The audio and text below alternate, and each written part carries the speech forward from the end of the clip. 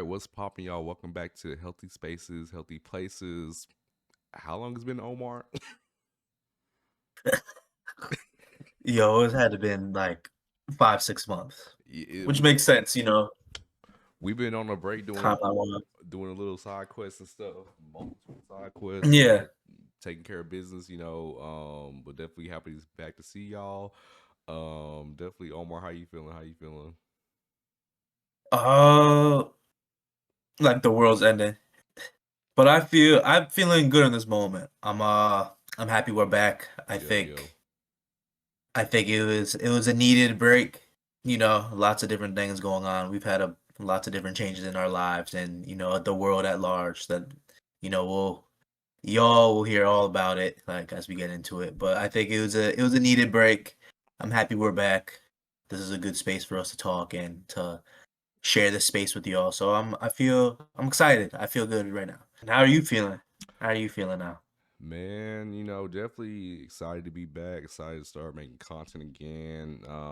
In the middle, of just graduating and just life transitions, jobs, family, and all this stuff. Definitely took a break back from content on all fronts. So I'm happy to be black and back. That too. And then definitely just excited, to start making content more bro again because look, the world needs us. Needs There, yeah, the like I perfectly ain't the put. avatar. Look, Yeah, yeah. The world, the world needs us. Um, yeah. So why don't we just share a little bit about how we've been doing? I feel like we kind of took a break right when, maybe a little after Trump got in office, yeah, it which I feel like, was. Yo, I mean, yeah, I feel like that makes sense. yeah.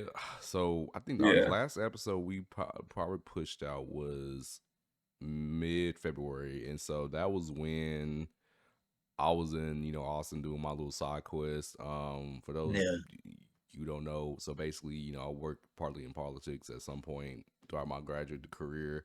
And so, in the midst of my last semester, decided to do a fellowship in Austin to, work with public officials on policy issues related to health, education, just in general, working out on their staff. Ended up leaving that because due to different circumstances, didn't work out with my office, personal and personalities clashes and stuff, and me needing to focus on my degree, I decided to leave that program and just continue to focus on that. Moved out of Austin after moving in a month before, and then having to graduate, on top of that on time.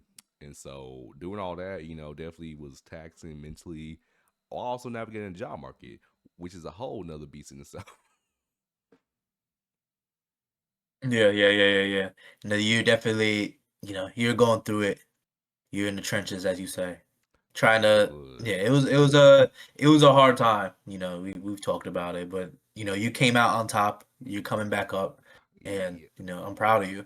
yeah, yeah. Because it was some long nights, bro. It was some long nights, bro. You were And telling me everything that was going early mornings on. too. Look, Right.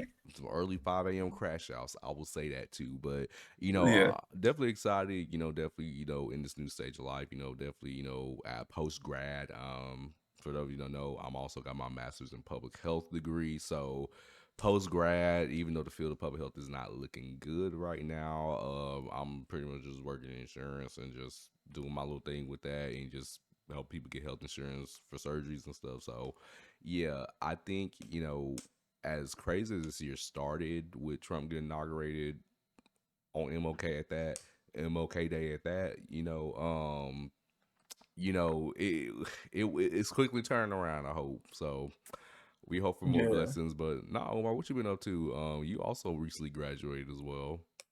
Yeah, man. I feel like I've just been on a self-exploration, self-love journey.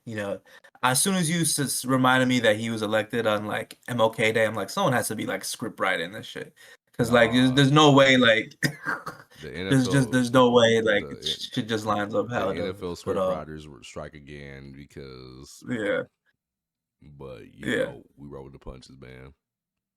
yeah, yeah. But I've been trying to just explore love myself in a world that, doesn't love us nearly as much as it should. So I've been just like on a self-love journey. I think like practically, like I'm a graduate too. Graduated my master's in social justice. Hmm. I'm uh I'm getting ready to clap for you too, bro. Big deals, big deals, big deals. Both of us, look. Yeah, I'm getting ready to go back to grad school Hmm. next year to be a licensed therapist. Uh and then maybe a psychologist. We'll see. We'll see. It's just like more depth. Let's go. But Yep. yeah, yeah. I've been working. I don't know if we mentioned it before. I've been working as like a wellness counselor, social work type position. I work in the community, providing support groups, giving out resources, Hmm. doing case management, working with insurance, doing all that stuff. And I think you really see like how like being on the front lines in a way, you kind of see how all these like Hmm. what the administration is doing and how it's impacting like all these people who are on, Medicaid, who are struggling to get financial, financial what's the word I'm looking for? Financially steady, right? Financial resources and other resources Yeah, of that security, nature. yo. You, yeah, financial security, that was the word. You really see it right in the front lines. So yeah, taking care of my mental health has been important for that because it's easy to burn out, and it's something I'm still practicing now. But I'd say I'm in a solid spot. I'm graduated. I'm happy. Learning more about myself, and we take it one day at a time. Yes, sir. And like he always joked that I'm always in the trenches and like life or struggles and stuff. I always say he's in the trenches, doing God's work, especially and just counseling and stuff. So definitely big ups on you going back to school, especially next year because I ain't go back to school unless they pay me. So we don't What you we mean? You're Dr. Robinson. What you mean? don't speak that to existence right now. We just got one degree we're trying to pay off right now. So Yeah, yeah, yeah, but yeah, yeah, yeah. definitely, we've been seeing a lot of things in the trenches. Working in public health and social work, and definitely, I would say just the rollbacks going on with our fields because the job market is already terrible in general for like recent grads. But our fields, particularly when the fundings are getting rolled back, and then federal government Yeah, jobs not available right now, it's just so hard for a lot, like not even just graduates, but like graduates of color, especially men of color, to get opportunities that really, honestly, we are qualified for. Um, and then having this whole thing with the EIA going on right now too. Rolling back those programs and just having to explain to people, yeah. hey, just because I'm black doesn't mean I get into the program. Like that's just the qualifier. Like Right, right, right. And I mean, in your case, I would say in my case too, but I remember we were talking about it. Like, you're actually overqualified for a lot of the stuff that you're doing. So it's really like, damn, like I could be doing a lot more for myself in the community, in the world, and I could just be getting more pay too, right? Because man, we all need this, we all need money, man. right? But it's like being held back for what, bro? Man, and when you did what you were supposed to do, I'm like, and you still get held back, man. Like that's one of the worst Yeah, feelings I had to get over. And still not over it, but it's more the fact, understanding like, we're in our 20s, we're supposed to be resilient. We've been resilient being, in my case, first generation graduate twice and having to go with the ebbs and flows in life and stuff. And so it's just, patience. I know it's very much a term overused many days nowadays. You just gotta be patient. You gotta wait till the tides turn, and making sure everything take care of yourself while the world take care of itself as well. And those opportunities are gonna come. I know a lot of y'all don't want to hear that. I just don't want to hear it no more. But it's the game we are playing right now in order to just stay sane in this crazy yeah, world. yeah, yeah. We're not trying to hear all that, Right. but it's the truth. I was joking. Look, we were talking about that last night with my parents, and I was like, I ain't trying to hear that right now. Look, like, because I think one of the biggest things, a lot of people, I don't know if like generationally, like, you talk with your parents or talk with your like uncles, aunties, and stuff. It was different them growing up because when they got their degrees, like even just a BS or something, you know, you get any job you want to, and me, Yeah. I got 2 degrees, and I'm taking a job. Really, I really don't need any of them degrees for. Like, it's a customer service job, so it's one of those things where you're not trying to question yourself, like if you did anything wrong or if you did do something wrong or what missteps you did.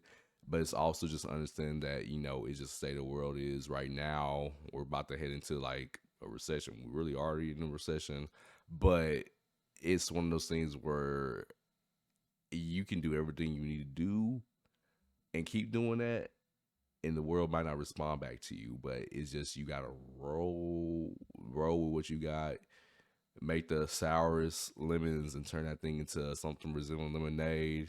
Got that from This Is Us. Beautiful show, beautiful show. But just Yeah. honestly, in seriousness, you just need to find your flow, wade the tide, and you'll be swimming in calmer waters at some point. That's the Yeah. optimistic in me. Now the other part of me, I'm like, bro, we ain't going this. Yeah. And Yeah, that's normal, but it's important to, remain optimistic in the face of hardship and everything else this administration is doing. We need optimism. And we need to stick together as much as possible. So yeah, community, build your community out. I mean, community showing up in different ways, whether it be family or family not by blood, friends, neighbors, and stuff. I've seen the most resilient people throughout this time. I'm trying to remember. I think kind of like, last year with like our cohort, in the way we met, through Archer and through just DC, like just contact working in the like yeah, Library of Congress. Our cohort is still strong. Like, we still communicate to each other.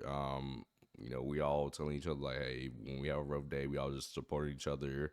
I remember last week, my 2 roommates from DC, we literally had a guy on like a text chat, on Instagram, like DMing each other, and I just told him like, man, DC was one of the best summers of my life, and it was just not even just that. It's because of y'all. It's because of yeah, just the work I was doing, and just trying to get back to that. Something I've been contemplating if I want to go back. What I really want out of life at this point. It just really just like, I was like, I miss y'all, and I just said, look, like, I love y'all brothers, like, because at the end of the day, it's just building that community is so important, especially when your timeline is blowing up with just bad news after bad news and the world just falling down on itself. yeah, yeah, yeah, yeah, yeah. Yeah, I mean, it was like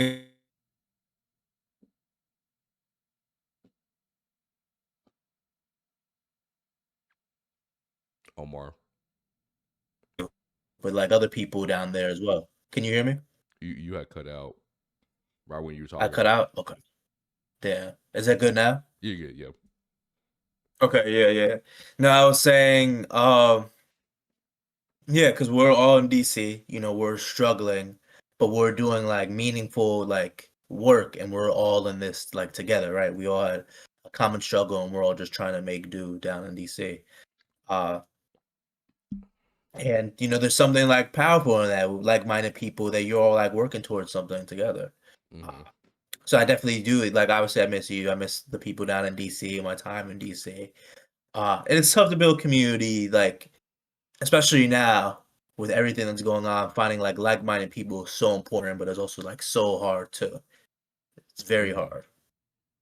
People you feel secure and safe with that have the same kind of or similar kind of values towards creating change.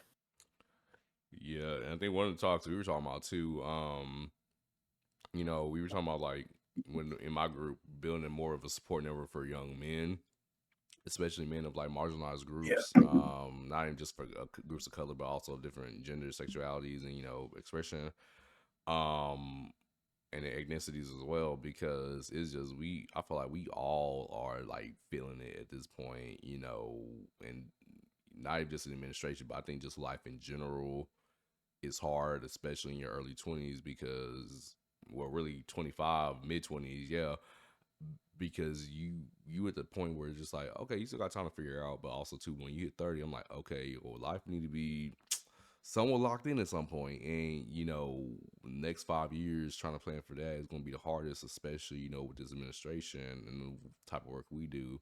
So definitely, that's what I personally just been kind of like battling back and forth, and like what's the next step professionally, personally, where I want to see myself in 5 years when it's not guaranteed, really. So it's one of those things where building a community has also definitely helped me out of like the world I've been in, especially just starting a new job, and then post grad, blues and all that. So definitely, I always harp on build your community when you can, whenever you can, when whatever you like, you gonna figure it out. Yeah. Yeah. Yeah, man. So I think heading into our coming off of the administration and building community, I think we can go on to like our first topic, which is kind of seeing, Yeah, you know, communities being ripped apart and communities within communities being divisive towards each other about the shooting and Charlie Kirk being let's put killed. it in mild.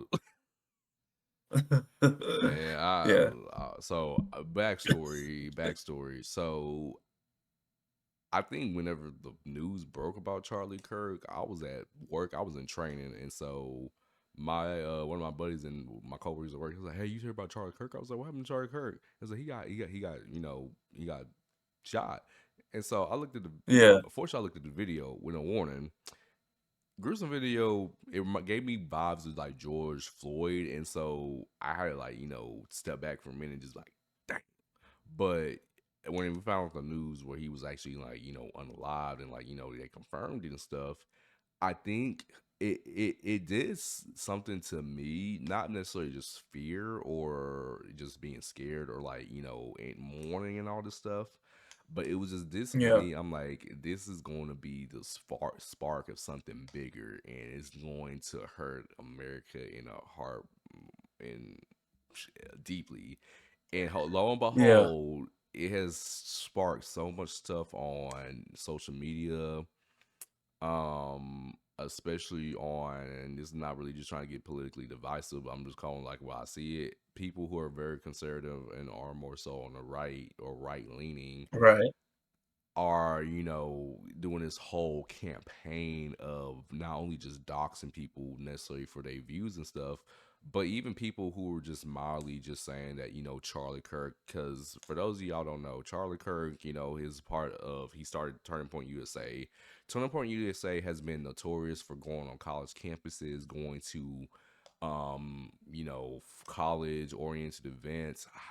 I can't remember where also they do as well, but pretty much hosting college students, having debates with college students, and oftentimes spreading conservative rhetoric on college campuses, and often part of like trying to fight back the woke mob and like the liberal ideology on college campuses. And that was a big part in not necessarily just Trump getting reelected, especially with younger voters, especially younger white voters as well, but more so of the ideology of like anti-intellectualism, that we need to defund colleges, we need to take out colleges, we need to start putting colleges under more scrutiny, which is nothing wrong with that. I'm not saying in itself is nothing wrong with that, but the way that they're going about it, and the end goals of it is making America dumber, lack of terms, and let's Yeah. just call like a spade a spade. And so when Kirk passed away, one thing I was worried about, this is going to spark his movement and get more people into his movement and make him a martyr. And lo and behold, a lot of people are like been mobilized in the street. There was just a Yeah. protest on Tuesday, in not really a protest, a march in Fort Worth. Like Fort Worth's an hour away from me, where I live at. Like there was a Yeah. Wow. march like of like people like trying to say, remember Charlie Kirk, the South will rise again, like type mentality down here. So that's what my initial worries are, and like lo and behold, I'm like seeing that come to fruition. But what's your thoughts, Omar, on this? Man. There's just so many points that I could address. I wouldn't even know where to begin. Uh while kind of like, like Mm-hmm. talking about it in a way that's gonna be, constructive And and not gets put on a blacklist. That's what. right. Right, yeah, that's what I was trying to say that without saying that. Like, right, it was very gruesome. Like, I saw the video too. I think I had just gotten out of therapy on Wednesday. It was 2 weeks ago, right? I think I just got out of therapy, and then I saw like on the news that like, oh, Charlie Kirk was like shot, status unknown. I think we were like talking back and forth about it too. And I saw the video like by accident. I saw it on TikTok. Mm, And it was very, very gruesome. It almost didn't like feel real in a sense that it just happened like so fast and everyone was running. Um, yeah, man. I think so we can acknowledge that he's a very divisive figure. mm-hmm. Uh he was an influential figure. I think he said harmful rhetoric, right? He would say things that would spread anti-intellectualism. Mm-hmm. He would talk about marginalized communities in ways that were very you know, could be racist or were racist, misogynist.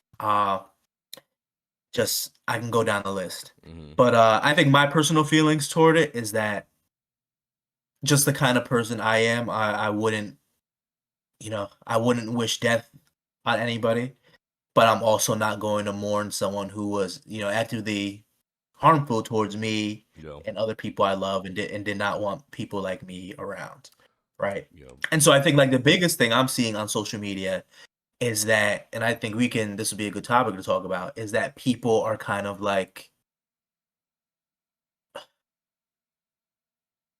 making, I don't know what the term is, but kind of like making like Mm-hmm. excuses in the sense of like, hey, like I didn't agree with this person said all the time, but he in America, people should be able to like say with their mind without Yeah. having to be killed for it. I've seen it I've many seen times. people, I've seen people like make memes with like MLK, like JFK, and then Charlie Kirk, and like say like, oh, Where? this is what happened to me. Yeah, I've seen like people equate Charlie Kirk to those kind of figures. People who were scrutinized or Yeah. killed for like for speech, right?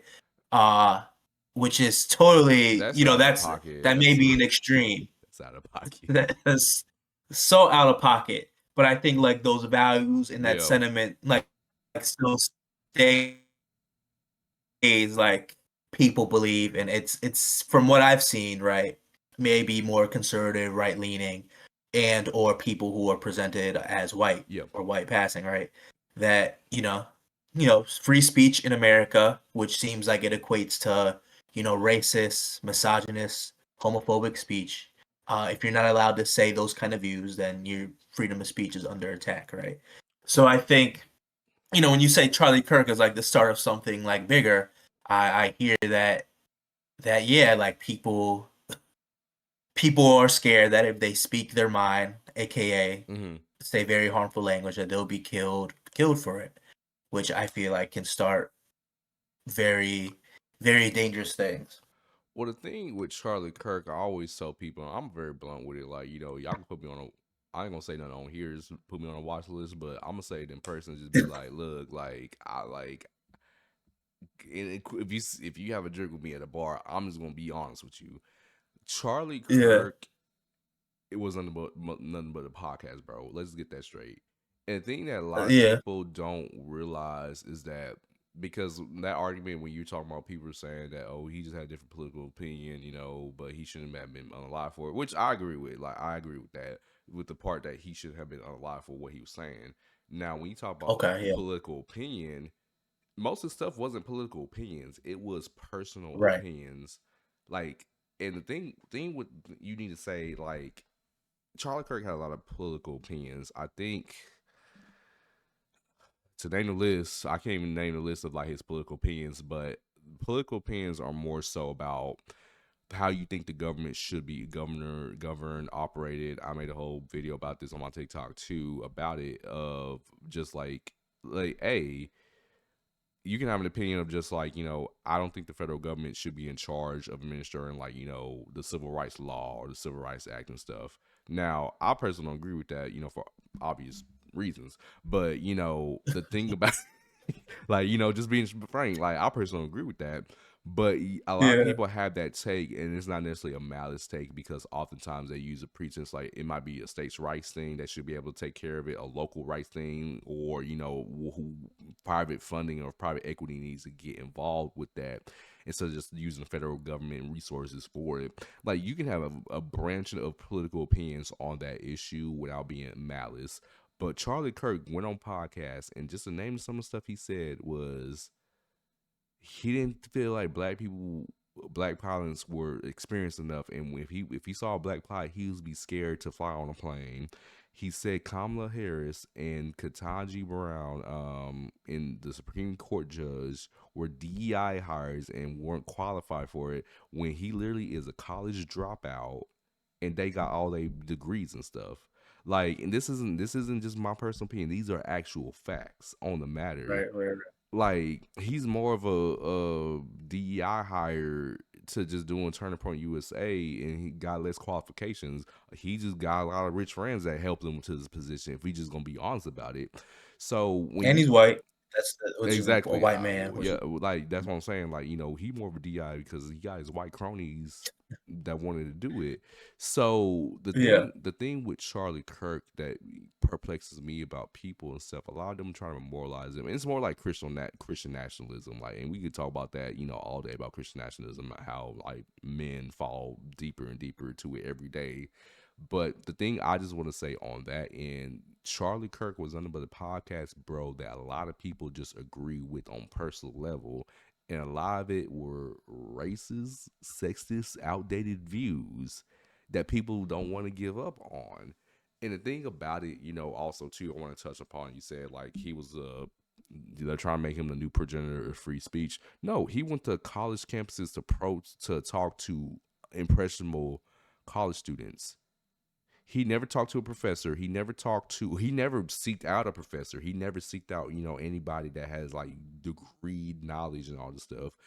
He literally has a professor watch list of like posting professors that have like quote unquote leftist and woke ideology that's harmful to the youth or trying to threaten conservative students on campus and stuff. And literally, we can go through the watch list. I'm not going to broadcast it here because I'm not trying to blast nobody out there like that or know what it is. It's a heated environment already. But yeah, most of the people I looked up, especially at the University of Texas, there was a few professors on there. That's my alma mater. Y'all can see it in the background right here. But at the end of the day, most of them were just teaching different classes on gender or sexuality or race ideology. Like it wasn't anything too harmful. And the biggest thing that a lot of people tend to forget about college, you don't just go to college just drink. That's part of experience. You don't go to college just drink, go to football games, or just like be a part of the like AK. I was gonna say another joke, but we ain't trying to get canceled over there. yeah, yeah, AKAs or the Divine Nines, or yeah, you go to sororities, all this stuff. Like you go to college to learn, to like break out. And a lot of people who tend to be conservative oftentimes become liberal and progressive after college, not because we were getting woke propaganda, but when you're around different groups of people who have different life experiences than your own, and you open to listen to that instead of just staying in your bubble, you understand some of the stuff you brought up with your parents and your mima papas and all this stuff. And your big mamas and yeah, big daddies and stuff, like you understand it was in the wrong. Like, and this is a new yeah, day and age that you need to learn. And that's what a lot of people, especially in the culture wars, forget about college. Like you were growing and learning, and you learn about stuff. And he actually was just trying to turn the wheels on this to make content on it. So all in all, I would say on this point, and we just keep talking about this point, keep going down and like get your viewpoint on Charlie Kirk and just in general more stuff. All I can say, Charlie Kirk was a podcast, bro. He had a sure mic like me, like and like he really didn't deserve to get no flags at half staff. He don't deserve to be moralized as a hero. Do I think he should have got packed up like he did? No, no one deserves that. And I vehemently am against gun violence and any type of violence. But at the end of the day, I'm not gonna sit here and pretend like he makes the next man of God. Like the only Charlie Kirk I'm worried about is Charlie Wilson and Kirk Franklin. That's who I'm worried about. So, that's for real yeah, what I'm man. worried Yeah, about. I saw a quote that said like he died in like the world he wanted, he died what he advocated for, and I think you just leave it at that. You You know, and like our quote said, you live by the sword, you die by the sword. Now I'm take that what you will, y'all. right, right, right, right. Yeah, but I think I said everything I needed to say on it. I think leaving it how you said it, like you live by the sword, you die by the sword, right? In this case, the sword he had was not, like you said, I think it was a good distinction, not political opinions, right? But Mm-hmm. very, every kind of discriminatory language and beliefs under the sun. Mm-hmm. And that's how he died. He got what he put out. And the thing I also want to mention too, a lot of people like if you can still have a personal opinion, like even if it's like as divisive as his opinions were, that is totally fine if you have actual facts to back it up. And the thing with a lot of people don't understand, like there's facts you get off of studies, you get from research, you get from universities, Mhm. peer review and all this stuff. And there's alternative facts. Like you got the village, sheep, black sheep of the village, speeding facts on fake Facebook, whatever, and people thinking that's truth. Or you say this certain percentage about this certain statistic and off of a Instagram post and you just go with it like it's law, like especially on the shade room. So it's one of those things where like this is a sparking a bigger conversation about not only the intellectual movement here in America, but also just like if y'all are looking, stop looking at Instagram for research, stop looking at Facebook for like your scoop, your news scoop or stuff. Go online, do research. Go. I'm not saying go to do the most peer reviewed articles, the most scholarly research, or your p value need to be less than 0.05% or whatever. Like that's a whole little scientific spiel going on. But in general, just stop listening to your peers on stuff and actually engage with different groups of people, and y'all will learn something better. Like it's easy for everyone to have a podcast, but Mm-hmm. like people can just say whatever and that can end up being harmful, right? There's not like any research or like education behind it. And I don't think you need like, I'm not saying like going into academia or being like college educated. That's the one way to be Yeah. educated, right? But there's other ways to kind of like verify uh like your experiences and your facts and make sure it's not, harmful, you know. And I think, like you're saying, Charlie Kirk was a podcast bro. I think other podcast bros, don't do that. And I also think it's partly for engagement, right?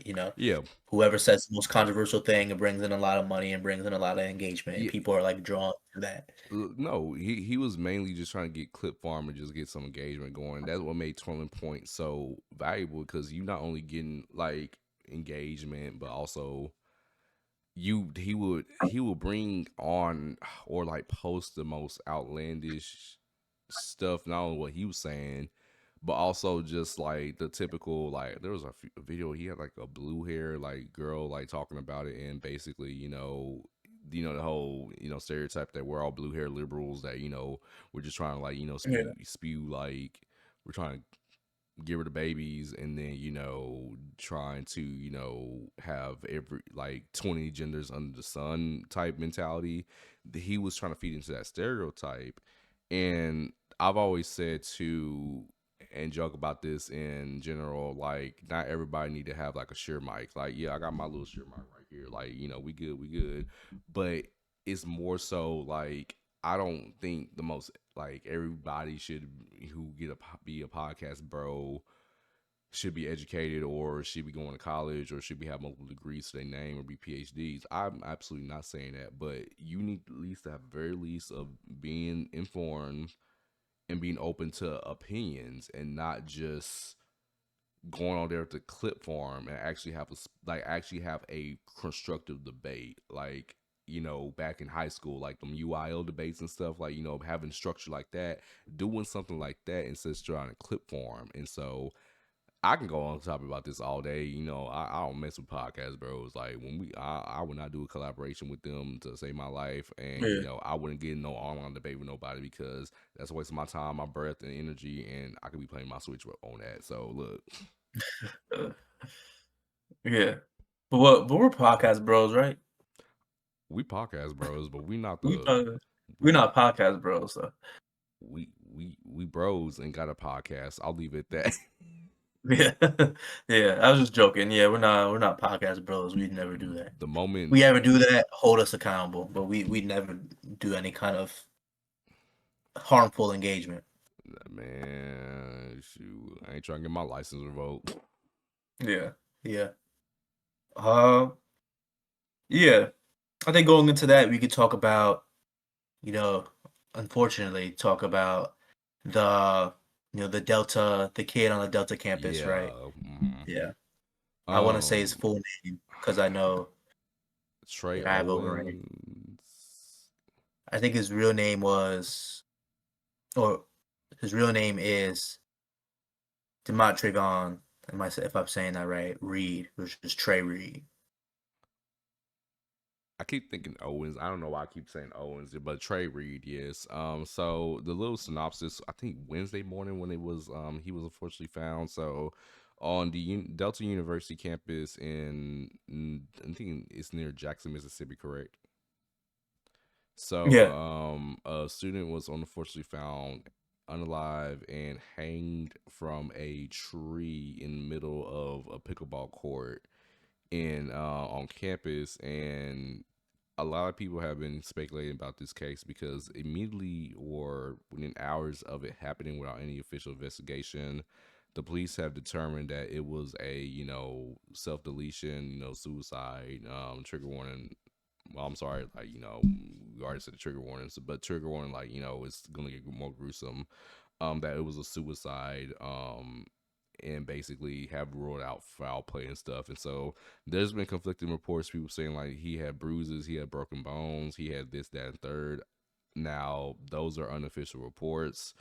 The autopsy, they can't come back to conclude that it was a suicide according to the coroner's report, but the family has elected to do a separate, autopsy to get clear answers because, and according to other family resources, they were told that he was found in his dorm room when in actuality he was found on a pickleball court, as well as they're having a lot of speculations because of the history around there. That part of like Mississippi is known for like lynchings.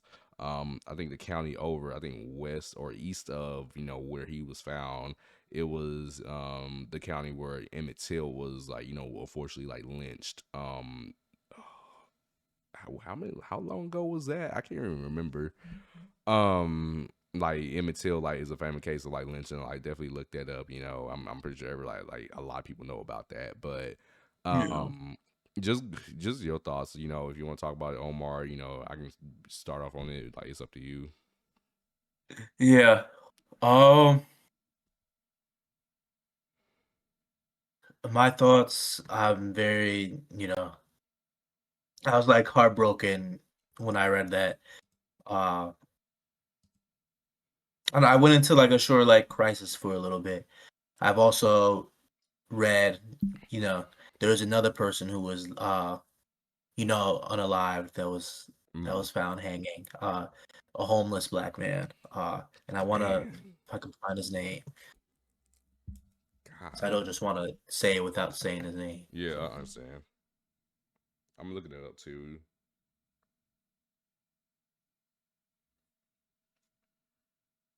and that was in Mississippi as well. At least what's popping up for me. Okay, Okay. same in Mississippi too. Yeah. Corey Zukatis. I don't know if I'm saying his last name right. He's found a day later. Uh yeah, CEO, we do we do our reading, yo. Trust, we gonna do our Um research. Look, yeah. Yeah, I mean my thoughts, I say my feelings, like that's uh, I was heartbroken. I was put into a crisis, like especially them being so young as they are, yeah. they're missing out like on so much life to live. Uh I know like for me personally, I don't want to equate it to how I'm feeling personally like that much, right? Because they did Mm-hmm. lose their lives. But I've definitely, I'm always I'm anxious around police. I've been definitely more anxious. I think I live in an area that is, knock on wood, relatively like I feel like it's relatively safe. Like I don't think that would happen. But I mean, but you never at the end of the day, I'm always a little on edge. You never know. But I've just been, like angry, heartbroken, and just, thinking about them makes me feel a little like hopeless to keep it real about, this world and things of that nature. Hmm. But how have you been feeling? Man, so I'm in the South. Like I grew up in the South in like Yeah. Texas my whole life. So we've Yeah. known about lynchings, racism. You know how crazy it's been in this deep South. Texas is part of deep South at some point, but deep South is more like Mississippi, Georgia. Those line of states. That's what we consider the deep South. And so lynchings has been a part of the culture of the South, especially if you look up IDB Wells. She did the first lynching report and definitely, exposed the like how lynching has been used. It's one of the most terroristic acts in America, and I'll say that it's a Right. terrorist attack because you're trying to use it to cause terror.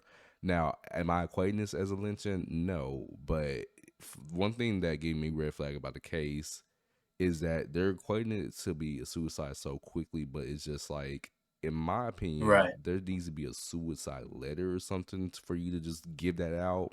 And there has been no mention of suicide letter. There has been no mention of that. Because at the end of the day, for you to just write off as a suicide as quickly, like, and I'm just gonna be frank, and I'm not trying to say in a joking manner, but the thing I would say, like, black people, we don't hang ourselves, like, we don't, like, especially in public viewings like that.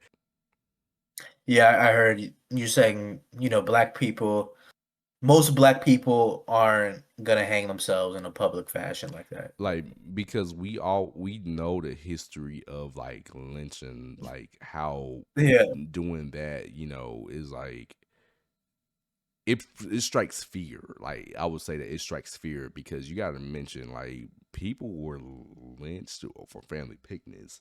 Like, we go online, look at the postcards, and like if you go to the African American Museum before Trump take over, like, there's pictures of, like, white families literally having barbecues and stuff, and like right after they done lynched like a black man or a black woman. So we know the history of it and just how significant that is. And it's just, you calling it suicide, or you trying to get some type of note, like, there needs to be some type of note or indication that they're not telling us about it. They would have been told us about it because there's so much speculation online. And I feel like for a small town university like that, I would have been like, this is the proof, like, we ain't got nothing to do with that. Like, nobody coming forward. There's reports of, like, there might have been an altercation with somebody that might have led to the lynching. Nobody want to bring it up. So there's so much up in the air about it, and I think that second autopsy needs to clear it up. An independent autopsy needs to clear it up, at least get a second opinion. So I'm not gonna comment on it. If I feel like it's like a lynching, like, but at least to what I've been knowing from being born and bred in the South, like, there's a lot of indications it could be. Yeah, yeah. I mean, I mean, black people, they have mental health issues, just like everyone else. Yeah, of course. Do, Black people, do and can unfortunately unalive themselves, just like everyone else, right? But we Mm-hmm. think about like, the optics of it. He's a young black man. He's in the deep South. He's in Mississippi. Like you One of the worst mentioned. counties to be Uh, in. Right, right. With all the racial tension and history that is near his campus, right? Uh, he's hung, or he's found on a tree, right? Hung. Uh, and they're ruling it a suicide so quickly. I was actually reading before we hopped on. I want to say who said it. Mm-hmm. If it was the president of the school who made this statement. But I was reading that. Mm-hmm. I guess it doesn't matter who said it necessarily, but the school put out a statement that, you know, their condolences and like they acknowledge like essentially the optics of the situation and then being in like the deep south, right? And that they're still like doing their due process and they want to make sure Yep. students feel safe and can learn on campus. I mean, how do you do that after that? I mean, I don't know. Because I don't know. you gotta understand, the pickleball courts were just built. Like pickleball just got popular on campus, and something like that happens during course. Like I didn't want to go back to school at that point because it's just gruesome. It's very ominous. They're not giving us all the full details, and like I said, I'm very like close to the chest about what I'm saying right now because I don't want to just outright just spread misinformation. But the workings of the case is very much I'm going to be following up on it, and I'm just going to be like my condolences with the family, obviously with both families as well. I don't know much about the second case. I really can't comment on it, but Yeah. it's one of those things where it, like it break my heart because at the end of the day he was young. Well, how old was he again? I think like 21 Like 21, like he or early 20s. barely just started drinking, barely just started experiencing life, and it's one of those things where just like just like the same thing with the Charlie Kirk situation. No one deserves to get packed up like that, whether it was attention or not. Like no one deserves to get packed up like in that manner, Like like gruesome lynched. manner, like lynched, like Or hung. hanging, yeah, like it, Yeah. like no one deserves that, no matter what, and it's just unfortunate that it took place, Yeah. especially on college campus. Yeah. No, I mean, yeah, I have my personal like opinions about it. I think it was a Hmm. lynching. Uh, I guess it's a weird space where I mean, I hope it wasn't a lynching because Yeah. I don't want that happening to any black any black man on like any campus. Uh, but I think it was a lynching, and we just have to wait and see how that unfolds. And I hope the family gets like the justice and the clarity they deserve through all of that throughout the process. Oh man, I can only imagine. And I'll just give you some perspective. So Emmett Till's like casket is on display at the African American National History Museum in DC. I always tell people go view it if you never heard of Emmett Till, or if you heard it, go Yeah, view it. Cause I walked in there and that casket, like keep in mind, Emmett Till was like 14. He was a small 14-year-old, and that casket is so tiny. They don't allow pictures, but to give you reference, it's just full size casket is like at least a good 6 feet. They had to make this casket at least a good 4 feet, and it's just noticing how small he was, and just and like it brought tears to my eyes because I'm just like he's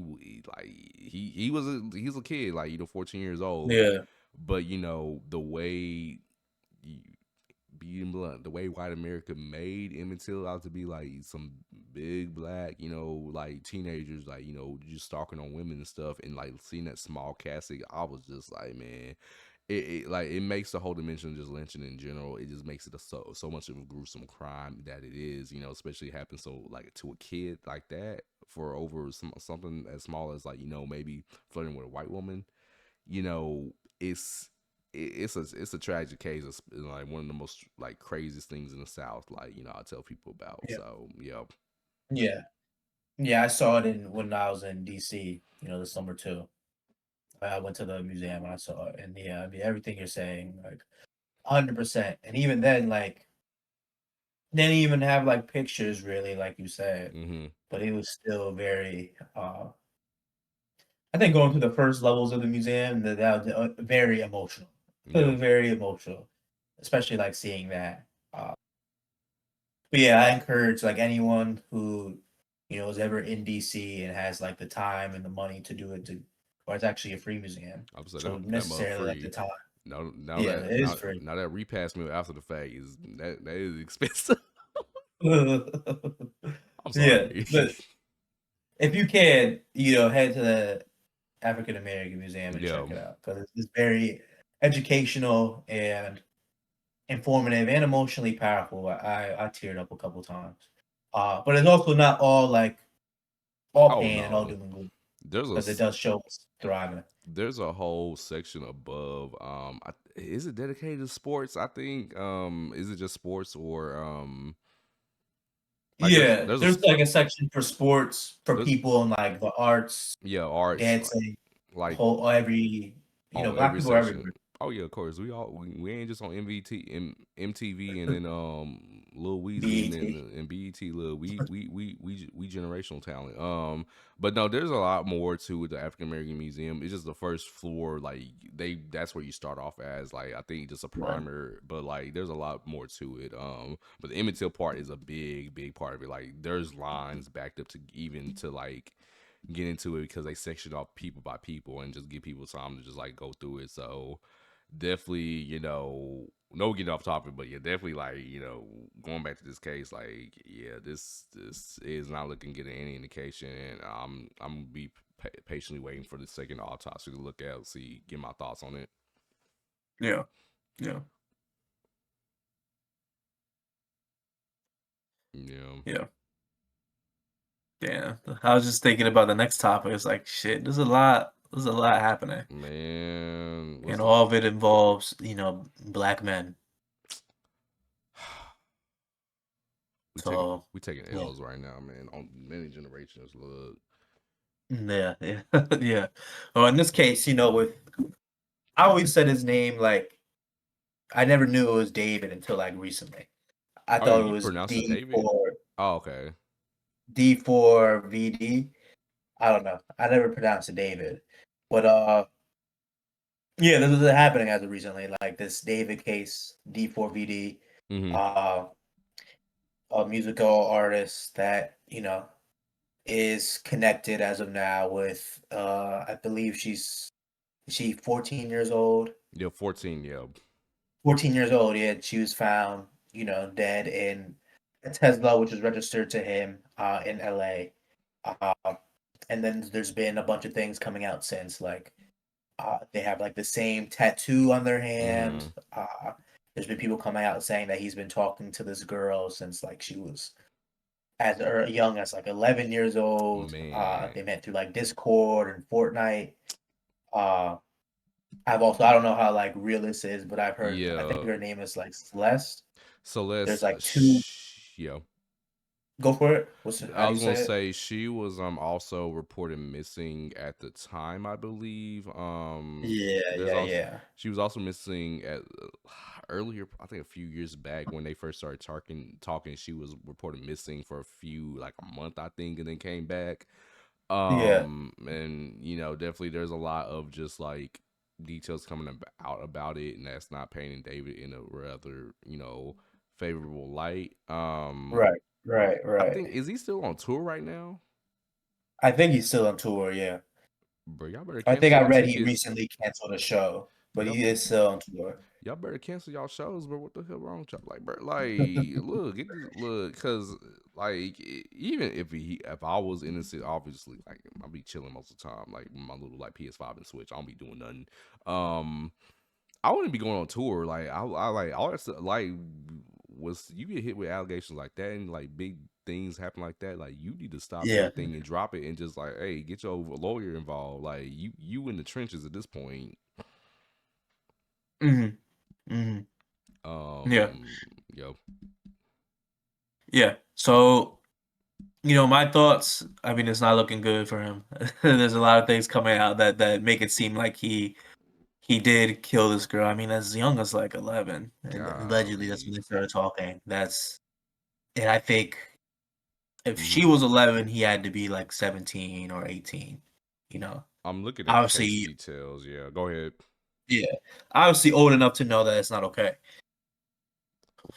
So he canceled his US and Europe tours. Okay.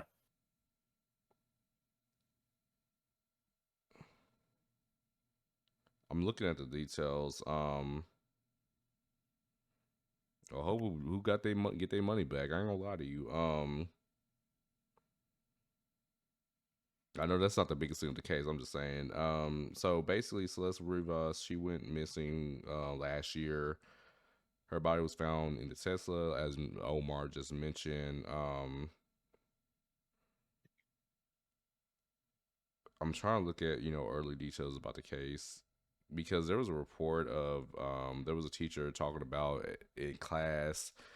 I think he was talking about it, I think a few days ago, and he was saying like he taught Celeste, and basically he was saying that I remember the first time like they first met, like they met on Discord, social media and stuff, and basically when she first went missing and stuff. But the tattoos, the meeting people online and stuff, yeah, it does not look good for David. And the general one I want to say just to people, and I know we're not parents. Like I've like taken care of my brother multiple times. But, like I wouldn't consider myself a parent. I'll be a caretaker. But please, please, please, please, please, if you are a parent or you are a guardian or if you're a caretaker, hell, if you want a niece, uncle, what, whoever, watch your kids on Discord because it's not even just on that. Roblox. Like we just had a conversation about Mhm. Roblox the other week ago. Me and my colleague, and like how you got a lot of like these PDF files, grooming kids on Roblox. Yeah, And this sparks a wider conversation if it does turn out to be true that they met through Discord and stuff. And like this man probably was like 18 years old at least when he met this girl on Discord. Like, one, what are you talking to? What you got business with like a young girl? I feel like I'm an old head. I'm gonna be honest. I'm an unk. But what you got business talking to a girl yeah, that is still in high school, middle school, and you just graduated high school? That is weird behavior. First of all, two, Discord, like Discord. yeah, yeah. I mean, and there's so many things like where if people knew like this was him, right? Like why didn't anyone's like step in, right? Like where's like the parents or where's the community, to my knowledge. Like it's one of those things where I'm not even gonna blame it on parents and stuff because I'm gonna be honest with you. Like technology done advanced to a point where we can't even keep up, especially with AI and stuff. So I can only imagine when the iPhones and stuff first started popping off. Like you got Discord, Snap, all this stuff. A lot of parents don't know how to like navigate that space because, to our detriment, we allow technology to get to a point where we outpace our like be able to like take like monitor it or like know how to Yeah, use it. And yeah, so I never would always just say like blame the parents, but I also just tell parents like guardians, like I said, if you have like if you are around kids and stuff, or like you like are caretaker kids, or like I said, nieces, nephews, you have sisters, brothers, and stuff. Make sure you monitor what they do actively and just teach them internet safety at the very least. And then we need to bring that back more into school because we're getting many cases like kids getting groomed on Roblox and kids getting groomed on Discord, kids that are getting groomed in many different situations. And I'm just like, the red flags are there, y'all. Please monitor your kids because this is just one of those telltale incidents where I'm just like, this girl that got swept up in something, and like, unfortunately, she passed away from it. yeah, yeah. And I think we live in just like a grooming culture. Like just hearing you talk, like there's just Man, so many I wasn't just trying to get into that, but yeah, yeah, there's like so many like you gotta worry about Roblox, you gotta worry about Discord, you gotta worry but about Fortnite. There's just so many places for but people to cover. you know the crazy part about this too. We always talk about the biggest thing when we talk about grooming culture, and I don't always just equate it to the black community. Is like the American community in general. We just bad at grooming and sweeping stuff under the rug. But especially when, like, just speaking upon our experiences in black family, like we have this term called play uncle, play cousin, play all this stuff, whatever. And it's just like you having people Yeah, around your kids that should not be around your kids, especially older folk, and we keep protecting them. Like, not necessarily my family, but like basically a girl I was seeing at one point, back in college, freshman year, she was being like, she taken advantage of by her like stepfather. And her mom, when she finally found out, she stepped in and whatever. But basically, her family and stuff, was telling like that mom, like oh yeah, yeah, he might have touched your daughter and stuff, but it's just like, what are you gonna do by yourself? Like, think about it logically. Like, you like, what if you do when you leave? I'm like, bro, we gonna get out of Dodge. Like, look, if I found out someone was touching my family members, y'all lucky. I'm not. Y'all gonna have to put me under the jail because, like, Yeah. respect. Like, you not gonna touch me, not none of one of my kids or whatever. Like, I don't play about my kids. I don't play about nobody kids like that because at the end of the Yeah. day, those are kids. Like, you, you ain't got no business doing that type of stuff with no kids. And it's just one of those things we live in. I would not like in American culture where oftentimes grooming takes place in subtle ways, and Yeah. we need to like call it out more. Right. Right. Yeah. I like you mentioned about like the play cousin and stuff like that.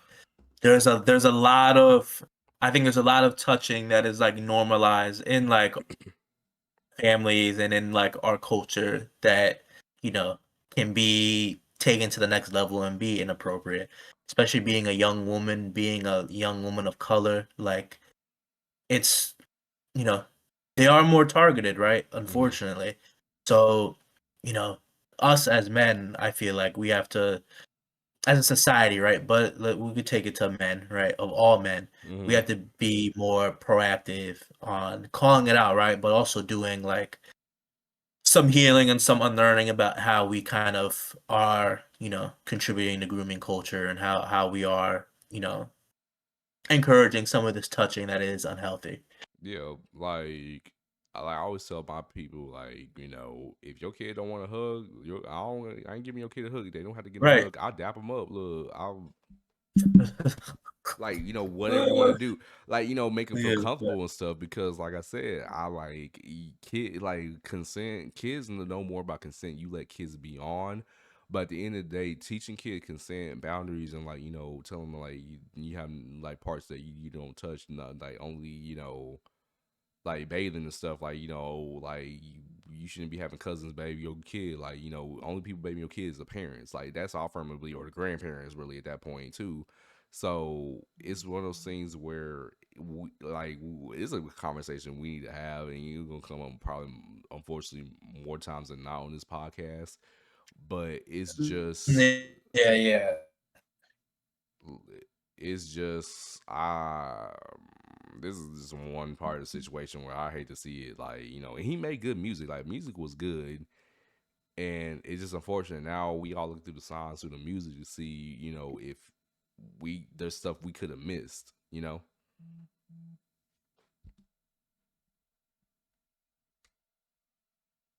Hello, You cut out a little bit. I can hear you now.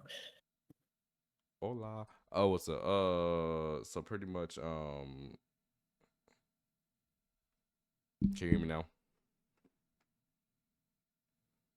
Yeah. You I forgot what I was talking about.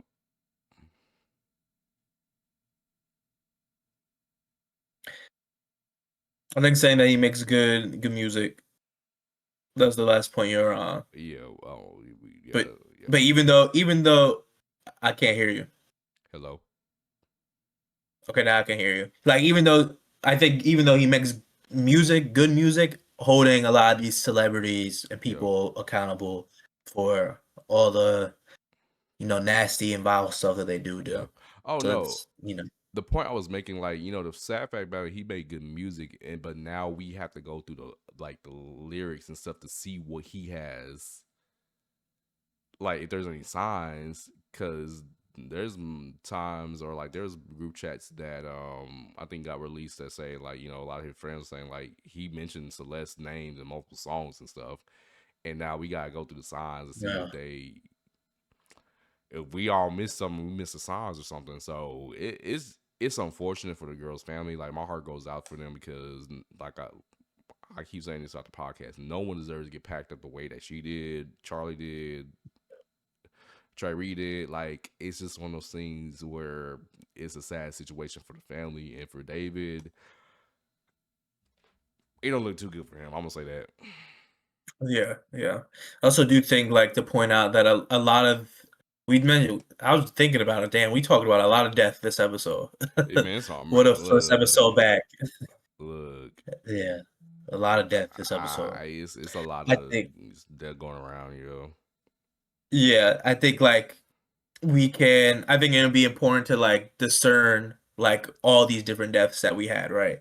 So we had Charlie Kirk who was killed, right? Charlie Kirk who was killed, Hmm. a black man who was potentially lynched, and then a young woman or a young, I'm not gonna call her a woman, a young girl, Yeah. uh Hmm.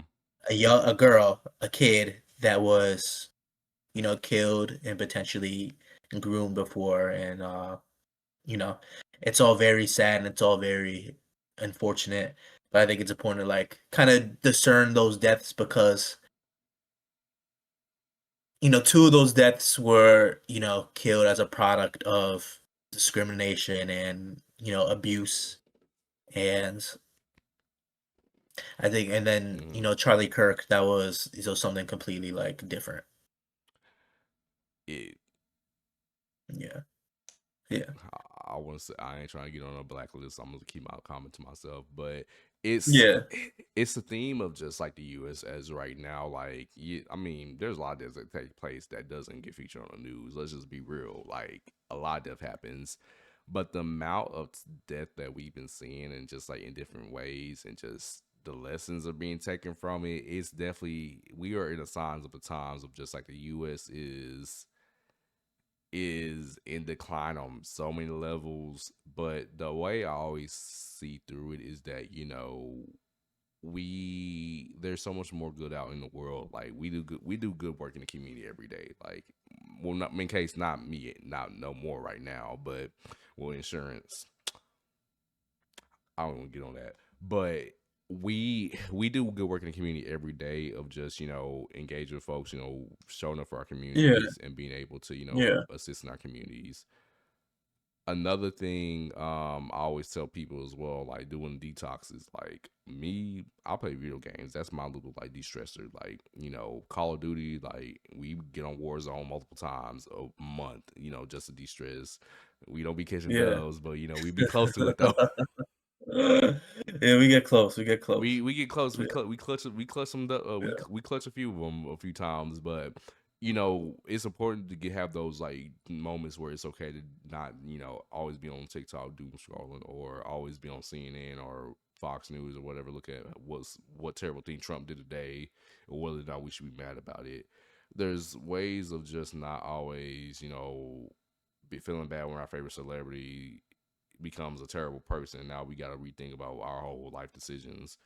There's ways to de-stress, and I Mhm. always encourage people, like, find your way to distress. Like I said, me, video games, reading, just showing up for a community. That's the way I distress and all that. So I think it's important to keep doing that, especially in these dark times. Right, that's important. Yeah. How with all this death around us, how do you kind of, take some time to disengage for yourself so it's not you're not wrapped up in all these dark times that are happening. Yeah. Yeah. On that, I got my little drink. That's all I'll be doing on Club Shay. I feel like it's gonna turn into Club Shay Shay without